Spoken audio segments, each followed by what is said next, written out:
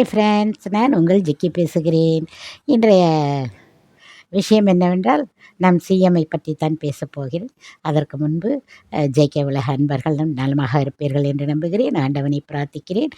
தமிழகம் இருக்கும் மக்கள் அனைவரும் நம் சிஎம்மால் நலமாக இருக்கப் போகிறார்கள், இனிமேல் இருப்பார்கள் என்ற நம்பிக்கையுடன் பேசிக்கொண்டிருக்கிறேன்.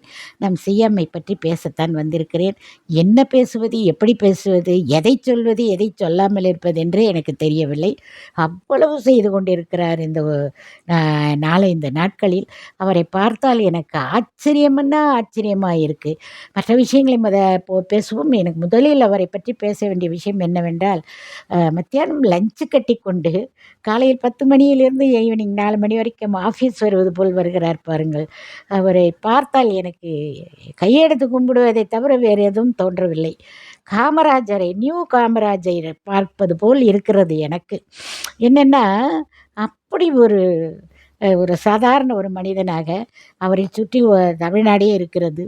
ஏன் இன்னும் சொல்லப்போனால் வெளிநாட்டுகளிலிருந்தே அவருக்கு நிறைய ரசிகர்களும் தலைவர்களுமே இருக்கிறார்கள்.